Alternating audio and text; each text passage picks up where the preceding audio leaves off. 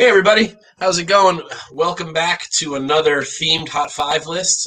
We are going to run down the list from CBSI.com, that's comicbookinvest.com, to show you what we're doing this week. And this week is Spawn. I'm joined by the nicest guy in comics, Peter Renna of Dollar Bin Digging, etc., ad infinitum over there. I'm Mike Morello, also of CBSI. I do cover tunes and cover fire. And we do your weekly Thursday themed Hot 5 list. This week we're doing Spawn. We're doing Spawn non-variants. There's obviously a lot of variants out there for Spawn. And the prices on those are all over the place. I know a local shop of mine just sold a black and white, the Spawn #1 black and white for $12.50. It was a 9.8, and that that's like the top one. There's plenty that go into the multiple hundreds, but we're going to talk about regular, quote unquote, regular issues. I guess before we start, maybe we should mention a couple of things. The first, I guess, is that Spawn has a legion of collectors, and those collectors are rabid for supply, so to speak. There's a lot of issues that they want. They want complete runs, and there's some really, really low print run stuff through a variety of eras during Spawn. Pretty much anything after the 120s is a much lower print run. Some print runs as low as in the 11,000s, which is crazy to think. I mean, we have variants out there right now that have higher print runs than that, which is pretty crazy. So, I mean, it's just one of those things where demand is high, supply is low, and as a result, that drives prices pretty crazily. And we're gonna sort of pop into the list, I guess. Unless do you have any preview stuff to say before we hop in, Pete? No, the same as you. I mean, I read Spawn, back when it came out. I remember my first copy was the newsstand copy, which apparently is all the rage with a lot of collectors these days. But I hated it as a kid. Like, that barcode bothered the hell out of me. I don't know. I felt so jealous. Like, I gotta get a regular one too. Yeah, because it really did kind of bother the artwork on the front. Although, I mean, we're about to get into this first one, which is going to be second print issues. But before we start talking about that, I mean, it's not on the list, but those newsstands are really sought after. A lot of collectors deem those to be sort of 1 in 100s, although I'm skeptical about that number. I think it's probably a lot easier to get than 1 out of every 100. It's probably more like 1 in 50. But I think it is just a guess. Really, how do you know? The printer printed whatever they printed. I mean, and they're definitely rarer. I just don't think they're that much rarer. And like anything else that's a newsstand, they probably got battered a little bit more than the direct copies did. And so as a result, you're going to have a tough time finding those in high grade. So as a result, high grade newsstands, especially of #1, for whatever reason, can go for quite a lot. Yeah, I got one, but mine's pretty beat. And I bought it specifically beat because, like, you know what? It's a newsstand. So might as well grab an extra. And mine does too. Mine's got ticks in it and stuff like that, but it's the only one I've really ever found out there in just a regular bin. So, as a result, it's not the greatest copy in the world. But I just want to say hello to a couple people joining us. We got Dennis. Hey, how's it going? Bilbo, good to see you. Hawaiian Punch 72, thanks for joining us. We got Solo Wookie popped in as well.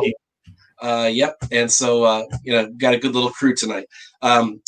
So we pop into the list at number 5. We'll start on the bottom and work our way up. We're talking about second print issues. There's a variety of second print issues all the way through the whole Spawn run, but there are sort of 2 in particular that people really kind of latch onto, and that's number 166 and 186. These they bring attention whenever they pop up into the market. They're expensive issues. You might get lucky and get one for 50, 60-ish, but they're usually up more around the $75 to $100 mark, or even more if they're in really good shape. I'm assuming that print runs were really low on these second prints. Probably this was during that lull time. Yeah. This was right around the switch, right? The change from Al Simmons. Yep, exactly. Spawn to 185 or exactly, yeah. And so if you're talking about print runs that were in the teens on the regular first prints, you're probably talking about single-digit printings on these, single-digit thousands. Sorry, like 1, 2, 3,000 kind of copies, much like you'd expect from a small indie now, something like a Source Point Press or something like that. You would expect really tiny print runs on a second print. And so as a result, these are really sought after. And again, really cool covers. I mean, look at that. It's just a really awesome cover. Yeah. Both I think of them are great. they're both different too. Well, Yeah. I think the 186 is just a color variation. I think the original is red, but I think the 166 is a completely different cover, I think, for the regular. I believe so too. Yeah, I think you're right. Yeah. Either way, both really cool covers, and I can see why they're sought after. But they do hit the bottom of the list because we've got some really heavy hitters on the way.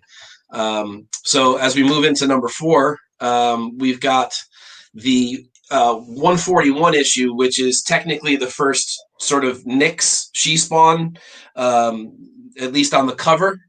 This is a little bit of a strange issue because the girl Priest, I forget her first name now. Jessica Priest. I think she first appears in Curse of Spawn 12, if I'm not mistaken. I think she's right on the cover actually. And then in issue 122, I guess she appears but doesn't have the suit until this issue, and then she gets her suit and she's on the cover of this one. So this is the one that's really sought after. It's just a super badass cover. Yeah, really, really cool colors. It pops. Whenever you do happen to run across this in a run, it screams at you because it looks so different than everything else around it. But it's usually missing, and it's usually missing because it's a pretty expensive issue. Lower end copies are $75 to $100, and they go up from there up into the $150 to $200 range if they're in really good shape and slabbed.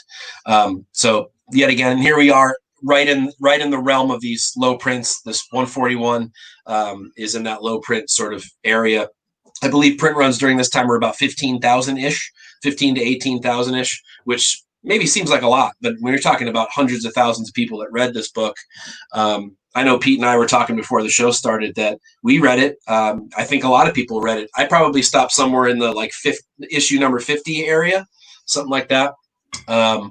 But yeah, so and there's a question here. Bilbo is asking in what number runs. We were talking about the two runs that are kind of low print from the 120s and through the 170s and 180s, and then again after 200 and up through 250. Those are pretty low print run areas for Spawn. Kind of now, peaking valley a little bit. And they vary quite a bit, although the lowest print runs are in and around the 12,000s. And the other sort of low print run, or the ones that are considered low print runs, are in the 15 to 18,000 print runs. So then couple that with some of these that have second prints, and you're talking about, really, really low numbers on a lot of these. Solo Wookie said, should just call this episode 5 books. But Wookie can't find 5 books that Wookie can't find to help complete his Spawn run. Yeah, well, you're not alone, man. I only have one of the books on this list. So I have one of the Gunslinger issues, which we're getting to shortly. And otherwise, I've never found these. They're really tough. The one I did find the other day, which is not on the list, although it probably would have come in somewhere around number 5, is issue 185, first print. That's about $125-ish issue. And it probably just missed the list this week. I think it gets overshadowed by the variant for it. Yes, yeah. There's a really awesome variant for that one, and there's a second print of it too. But either way, just another tough book to find. I did finally find one of those out in the quote unquote wild last week. I hate that term, but it is what it is. Yeah. And I should mention also, this list is put together by Ben C. over on Comic Book Invest every week. That article is up at comicbookinvest.com. Go check out the list for a little bit more information than Pete and I are giving you. We sort of give you more pictures and commentary, but there's a lot of info on the site over there, as well as tons of other great articles from both Pete and me, as well as many others who put a lot of time and effort in to give you free content. We don't ask you for anything other than maybe a little love. Otherwise, just enjoy. Use the info for what you will, and we hope you enjoy it.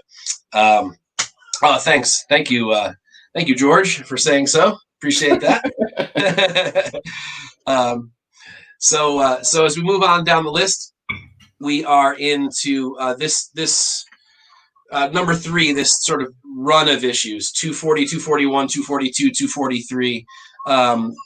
as Ben says on the site, and many of you will probably wonder, where are the homage covers on this list this week? For years, those were sort of the biggies, right? There was the homages to other McFarlane work, and they're great, and some of them are just sort of homages to other things. There's a Amazing Fantasy 15 homage. There's a Spider-Man 300 homage. There's a ton of them, and they're all really sought after. There's no doubt. But these have sort of overshadowed those. These low print run issues, 240, 241, 242, 243, these are like $125 to $200 raw a piece. They're really tough to find. Crazy. They're never around. They're always missing from runs. And they're, yet again, for Spawn collectors that want to fill in a full run, these are going to be the toughies. 240 seems to be the big boy. That's the one that tends to be the most expensive of all of them. I'm not sure if that's because it's rarer or not, but it is. In fact, if someone knows the reason why 240 is harder to find, then please let us know, because I don't know why that one would be more than the others. It's probably just print run at the time. I mean, yeah, I honestly couldn't say either, because I wasn't reading during the time, but. No, neither was I. I was long since done with the series. Solo Wookie has a good point here. He says at least Golden Age guys sell and trade their books, rare books. Spawn people, they just hold their books, man. Yeah. They are in these collections forever. So this stuff doesn't come up very often. When it does, I find that the whole run comes up. Someone sells off their whole long box. And if you don't get at that long box first, you're going to miss these, these 5 to 10 issues that everybody wants every single time. You're going to be left with issues 1 through like 21, the million print run copies. Yep, you may get a newsstand or two in there, but that's all you're going to get. And the other thing too is that they'll pay anything. I mean, I've seen Spawn collectors; they don't even ask the price. I'll take it. I can't believe I'm finding it. I'll just take it. Exactly, which is incredible to me. But again, don't sleep on those homage covers. Those have been hot, and they are the reason why they're not on this list is because they vary in price quite widely. Some are as low as $50 to $75. Some are as high as $300 or $400, depending on how rare they are. Well, they can be their own list, really. They really could be. There's so many. Yeah, absolutely right. And you got the black and white versions of some of them that are like impossible to find. So, oh man, that's a whole another area. Most of which I've never even seen in person, to be honest. I've at least seen most of the ones on this week's list in person. I just personally, they're not for me, so I haven't gone after them unless I find them in a box. So like I have that 185 I found last week, and I'll keep it.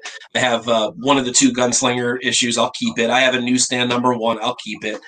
So there's a few favorite covers that I just love the covers of. I'll keep those. Angela covers mostly. You guys know me. I'm a foregone conclusion. It's all about the sexy girls for me, but so I keep that one. But as we run for Monty tomorrow with redheads. Yes. Oh, man, I didn't even think of that. Opportunity miss. So JJ, and welcome JJ. He says, so should you buy these in any condition, or given that they are moderns, hold for higher grades? I would say if you can find them at reasonable prices, I'd buy them every single time. Absolutely. Spawn collectors want these no matter what, and you'll find a buyer for it no matter what condition it's in. Yeah, that's not to say go overpay for a beat up copy. It's if you find it and you find it cheap enough, it's gonna cover or lower or something like that. Just absolutely buy it, regardless of how beat up it is, because you will find a buyer. Yep, absolutely. That's so true. So then as we move down, we get into the sort of the issues I've mentioned a couple of times, which are these gunslinger issues. Oh, I'm sorry, I missed one. Pardon me. Sorry, number 2, issue 216. Pardon me, I'm getting ahead of myself. First appearance of the Freak, although there's some contention here, and it is a contender for first place. Either way, this is a big book. It usually brings somewhere in the vicinity of 150 to 200, even 250 raw. This is a no joke book. It deserves to be number 2 on the list. It is a crazy cover. There's no doubt. Dennis is telling me I have an echo. I wonder why that is. Let me see here. I don't know. Let's see. Hopefully that's not for everyone. Maybe I have just a little bit of a. Let me do this. Maybe that'll help. Maybe because I'm just in my chamber here, my closet chamber. Well, regardless,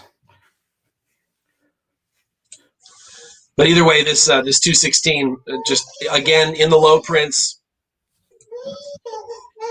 Yeah. Again, I'm not sure if this is the first Freak, because I thought Freak was around like in those early, like in the 30s, like the early issues. But it's definitely an awesome cover. It is.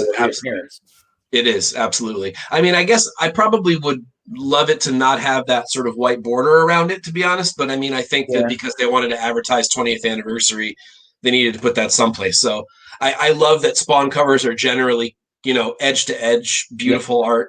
And this one doesn't have that. Not that matters. It's still a huge book, and whenever it pops up, it goes for big money. Absolutely. So, and as we round out the list, we get to issue number 1 here. Although we do have the Gunslingers, and these issues oddly seem to have no like precedence. People don't seem to care which one they find. They pay tons of money for either one of them. Upwards of $200 a piece for these in good shape, raw. They're both really cool covers. It's sort of introduction of the new Gunslinger Spawn. Although he did cameo way back in issue 119, this is really, sort of where he resides. These are the ones people want. And they just go for huge money. Whenever great covers too. They are great covers. I mean, I particularly like the yellow one more. I forget which number's which. I think that's 175. Yeah, and that's the one. That's the one that I own just because I love the cover. It's so cool. Yeah, coming at you with the. Yeah, I mean, it's just a great perspective, from if I'm going to be cover tunes nerd right now, just like cool popping color at the top, just a really cool perspective and depth on it. Really great shadows and dark lights, chiaroscuro kind of going on. It's really, really cool. Just great. So Bilbo says, are the Gunslingers worth buying in long term for climbing, or you think they've peaked? Honestly, I don't think anything Spawn will ever peak. I think that collectors are going to continue to want these. This is the longest running independent title of all time. And there's a reason for that. It's good. It's been good. There's lots of rare issues. There's all kinds of reasons to collect Spawn. And I really don't think there's at least while the 30 and 40 somethings are collecting heavy, these books are going to continue to climb. And honestly, these two books used to be easy buys at $50 a couple of years ago. Yeah. Now you can't touch them for less than $150 or $200. So, yeah. And Bilbo says he got that recent Gunslinger. I think it was. I'm not sure if it was 307. It's 30 something. He's on both. Yes, I do. I think it's a long-term hold. I really do. I know. I hunted for it. I got one copy. I went to 6 stores that day to try to find that book, and I only found the one single copy for myself. So it was either really sought after and sold out, or stores didn't get that cover. So I would say yes, Bilbo. Hold on to that for a little while. But again, I don't know what kind of ceiling Spawn has. I don't know if there is a ceiling. Every time I look up that black and white number 1, it's like $300, $400, $500 more than it was the last time I looked at it. So exactly. I don't know where they stop, if they ever stop. So who knows? It's a really good question. I would say hold at the moment, but I mean, if you're looking for quick cash, these are easy flips. Yeah, you can make your money. You'll find a buyer. You won't have trouble selling it if you want. Not even close. Not even remotely have any problems trying to get it. So, all right. So that's the main list, but we have an honorable mention. We have sort of some stuff to chat about in this section. The honorable mentions are really the sort of. There's a 306. And there you go. There it is. Was it 306? Is that what it is? Yeah. Yeah. I did not get a copy of that. I couldn't find one. No, I found just the one. Like I said, really cool cover though. JJ says, I know you guys are Star Wars collectors too, so I'll say Star Wars Rebels magazine number 1 apparently. Yes, I saw that. That's crazy. Yeah. And you know what? I wouldn't have normally said that on a Spawn show, but Spawn collectors and Star Wars collectors are really, really similar. And that they are rabid and will pay anything for the books they want. And so if a Star Wars Rebels magazine can sell for $436, which I'm not sure if that's a legitimate sale, I'll have to look into that. But either way, even if it did, it wouldn't surprise me. And it also wouldn't surprise me if Spawn Books did the same thing. It wouldn't surprise me if all of a sudden a 9.8 Gunslinger sold for $200-300 more than it had last time. Yeah. Just because it may be the only copy online. Maybe that's a bad example, but if we're talking maybe that black and white number 1, when those 9/8s come up, they're not up very often, and they certainly don't last long. So the Spawn Wizard, the Wizards are weird. For whatever reason, they just don't have. People love Wizard. I love Wizard. Honestly, hell, let's face it. CBSI is essentially a digital Wizard. We because we all grew up with Wizard, I think we just intrinsically have created the site to become our version of Wizard online. But there's just not value to very many of them. There's some issues that are worth maybe 15, 20, 25 bucks, but no big ones that I'm aware of. No huge ones, but there are some that will sell just because of the covers people want. Because again, I've tried recompleting because I used to have them all and then I got rid of them because who's gonna need a Wizard? But now I want them all back, so I've been grabbing them at $1 bins because I was using them to write Wizard Rewind, which I'll restart soon. It's tough. It's because Wizard was very repetitive. So you go like an entire year, it's basically the same 14 books rotated in and out of the top 10. Like, it's kind of hard to keep it interesting. So I did a year's worth. I took a break. I'll get back to them again. But yeah, there's a few that sell, but not too many Wizards. So, but similar to that is previews now, right? I mean, it's sort of a similar idea, sort of an ephemeral thing that was sort of meant to be thrown away. And this is one of the few sort of preview things for Spawn. This is technically the earliest preview for Spawn. This predates the release of Malibu Sun, which is pretty famous. It also predates all of the what do you call it? Adventure comics. Yeah, here's Malibu Sun. Yeah, so there's Malibu Sun. Malibu Sun was May of '92, and then Adventure Comics, most notable for Rust, had a full-page back inside cover Spawn ad in a lot of their books during April, which is also an early one, and before this. But of course, this is on the cover of Malibu Sun. But even before either of those was the previews magazine, which is March of '92. And whenever these pop up, they consistently get $300 to $500 on the market, especially if they're in good shape. I had one too. I remember this previews. I used to get them all the time. They were huge. They're like phone book size things you would get back in the day, and it would just like completely fill the bag. I'm like, I can't keep all these because they're just so large. Like, no, that's the other thing and why I think they're also tough to find is a lot of people didn't hang on to these because of how much space they take up. I mean, they're bigger than a book. They're like magazine sized and like as thick as a phone book. So how many could you possibly keep? Like a year's worth would fill a long box, just stacking them end to end. And Bilbo, you're right. Wizard was awesome. I mean, we loved it. I mean, we're definitely not downplaying it. It's just one of those things that's not worth a lot. But yeah. And then that Malibu Sun had that error copy out there too, where I guess the colors just didn't print right. So I know those also will command a little bit of a premium. And that's good that you're showing that graphic too. A lot of people don't know what that error looks like. We read about it all the time, but there's a great graphic of what that error actually looks like. Basically, trimmed. Yeah, it looks like a negative. Definitely. Yeah, and I think that is the last one. Yeah, that's the last one we got today. All right, that wraps up the list for the week. I'm sorry about my baby boy in the background making a racket. I tried to stop him, but he's getting worse. So I'm sorry about that, guys. Very unprofessional of me, but hopefully you got the info you were looking for. Please hop on to CBSI. That's comicbookinvest.com. Check out all the free content, especially this article, the theme top 5 every week, and tons and tons of great content also on the Flip Side YouTube channel every week. We've got obviously the main Hot 10 tomorrow podcast on Mondays. We've got there's us on Thursdays. Obviously, we've got 3 Comic Monty. We've got the weekend update with Nico. All kinds of great content. And please check that out. Since you mentioned it. And then there you go. On this Saturday, we've got Jesse James Comics with Nico on Saturday. So please hop on that and join him and hop in the comments and say hey to everybody. Again, so sorry about my son, everybody. But very, very cool to talk about some Spawn this week. I hope you enjoyed it. Thanks for tuning in, and we'll see you real soon. All right, guys.